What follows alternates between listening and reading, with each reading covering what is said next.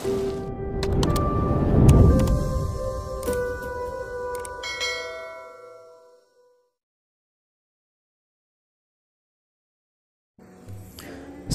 warahmatullahi wabarakatuh. Selamat datang kembali di channel kami Asdalil Hidayat. Pada video kali ini kita akan bawakan berita terkait dengan perkembangan rekrutmen P3K di tahun 2021.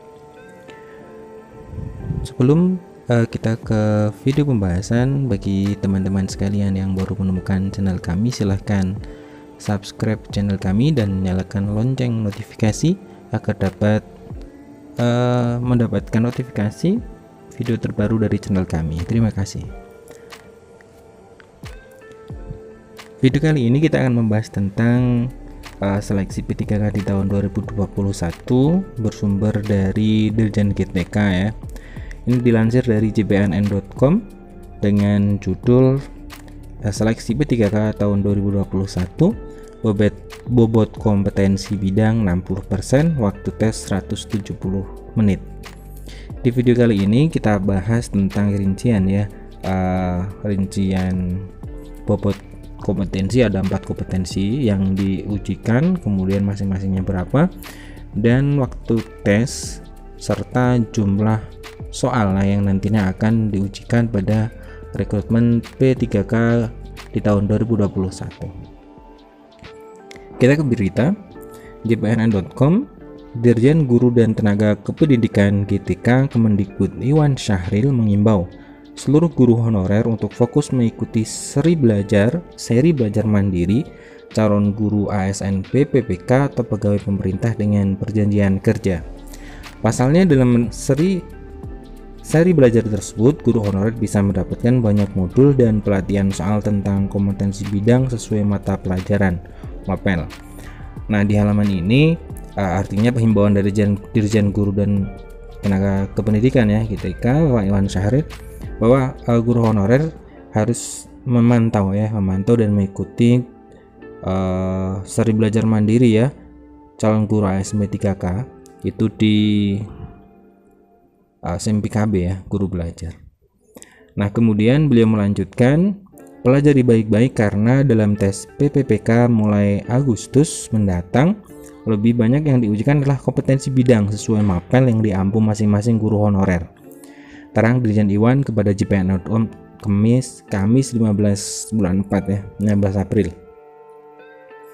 Nah, ini kompetensi bidang ini akan lebih banyak keluar jumlah soalnya dibandingkan dengan kompetensi yang lain. Dan untuk bedanya seperti ini ya, untuk kompetensi bidang sesuai MAPEL yang diampu, artinya khusus MAPELnya.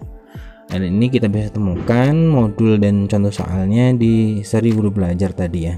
Nah, dia membeberkan dalam tes PPPK bobot 4 konten materi, yaitu kompetensi bidang, manajerial, sosiokultural, dan wawancara sebanyak 100%.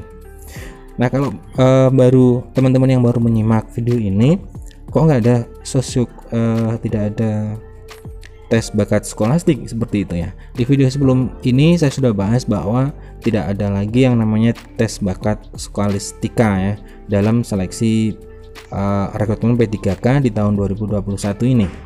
Dan bobot terbesar dari 100% itu adalah bidang, yaitu 80% ya. Ini maksudnya 60% ya. Sedangkan manajerial, sosiokultural, pepertanyaan wawancara sebanyak 40%. Total waktu pengerjaan 140 sampai 160 butir soal adalah 170 menit ya. Jadi soalnya ini antara 140 sampai 160 butir dan dikerjakan dalam waktu 170 menit ucapnya.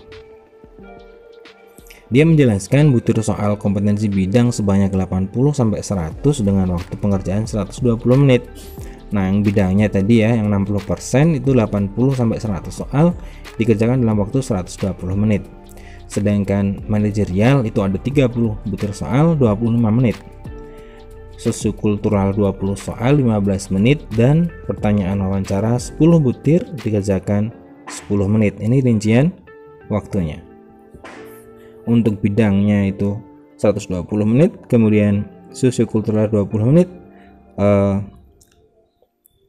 25 menit ya.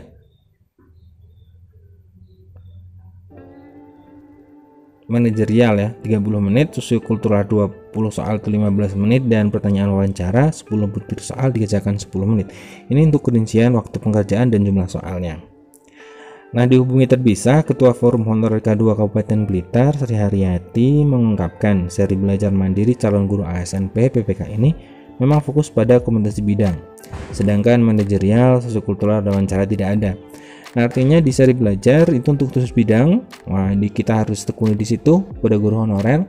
Kita maksimalkan seri guru belajar ini. Kemudian untuk manajerial, sosiokultural, wawancara ini kita bisa cari di referensi soal yang sudah ada ya, itu banyak sekali di website ini dan orang-orang yang membagikan soal-soal tersebut ya.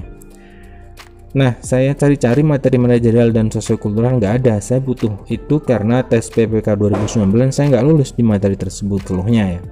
Nah, ini ya kata Ketua Forum Honorer K2 Blitar, ini mengatakan beliau di tahun 2019 tidak lulus. Nah, tidak lulusnya itu di manajerial dan sosiokultural. Nah, ini juga bukan berarti bagi guru honorer yang sudah memiliki sertifikat mendidik ya.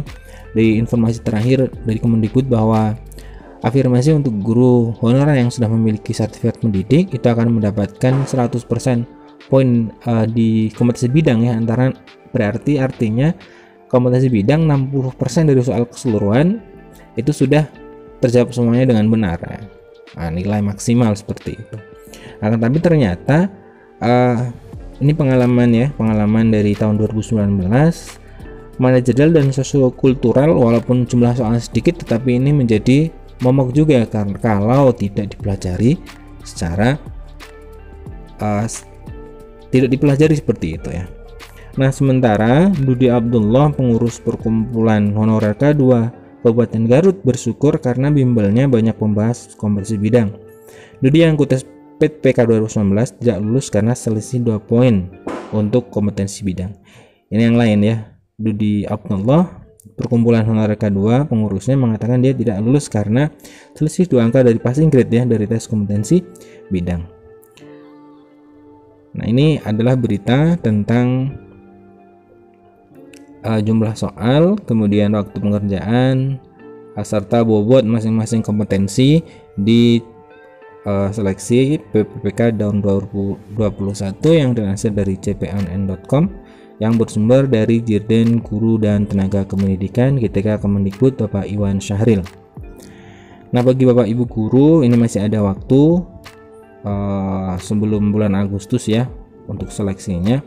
Kalau tidak ada perubahan, masih ada waktu untuk belajar, berfokus di semua kompetensi baik bidang, kemudian manajerial, sosiokultural maupun di wawancara.